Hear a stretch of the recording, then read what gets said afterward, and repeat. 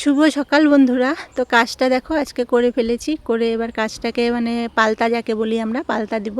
তো সকালবেলা বসে পড়েছিলাম কাজে, রাত্রে করে রেখেছি অনেকটাই, সকালে উঠেও বসে পড়েছি, বসে এটা কমপ্লিট করেছি। কেন একটু একটু করে রয়ে যাচ্ছে, হচ্ছেই না। আর সকাল মানেই তো ওয়েদারটা এত সুন্দর, যতই গরম হোক গাছগাছালি গাছপালা ফুল টুল দেখলে না কি সুন্দর লাগে, আর ক্যামেরায় যেন আরও সুন্দর লাগে ওদেরকে। তো এই সবুজ জামরুলগুলো না হচ্ছে ধূপধাপ এরকম পড়ে যাচ্ছে, এত বোঠা নরম। এবারে মিষ্টি কুমড়োগুলো আমাদের একদমই ভালো হয়নি, টেরা বেঁকা কেমন যেন হয়েছে। কী আর করা যাবে, দুটো হয়েছে, এখনও একটাও কাটা হয়নি। আর এই গাছে যে এগুলাকে কি কেঢরা কলা না কি কলা বলে আমাদের, এর মোচা হয়েছে, মা বলে মোচাটা কাটতে হবে। আর এই তো কাজটা গুছিয়ে আবার করে নিচে, এইটুকু হলেই এই কাজটা কমপ্লিট হবে। এটা হলে যেন আমার মাথার থেকে একটা বোঝা হালকা হয়। এই কাজ যতদিন না কাজটা কমপ্লিট হয় না, আমার মাথাটা একদমই গরম থাকে। তো কাজকে গুছিয়ে টুচিয়ে নিয়ে এবার একটু দোকানের দিকে যাব। তাই শাড়ি পরে নিচে, গরমে না শাড়ি একদমই পরতে ইচ্ছা হয় না বন্ধুরা। তো আমি বাড়িতেই নাইটি পরি সবসময়, বাইরে দোকানে ঠোকানে কোথাও গেলে আমি শাড়ি পরেই যাই।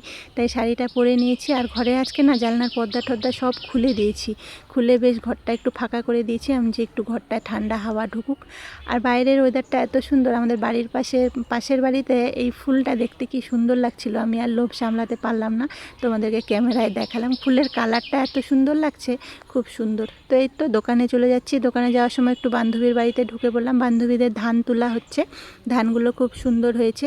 তো বান্ধবী তো শুয়ে শুয়ে নাক ডাকছে, অনেক সকালে উঠেছে মনে হয়। আমি তাই আর ওর সঙ্গে কথা বললাম না, আমি সোজা চলে গেলাম দোকানে। দোকানে দাদু থাকে সব সময়, তো দাদুকে জিজ্ঞেস করলাম দাদুর ডিম কত করে।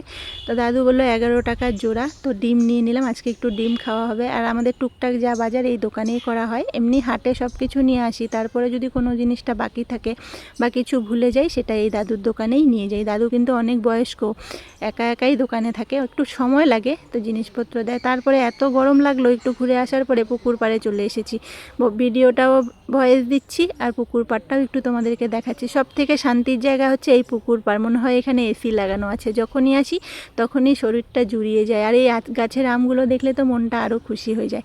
তো সবাইকে শুভ সকাল, অনেকটাই বেলা হয়ে গেল, আমিও এবার রান্নার দিকে যাব।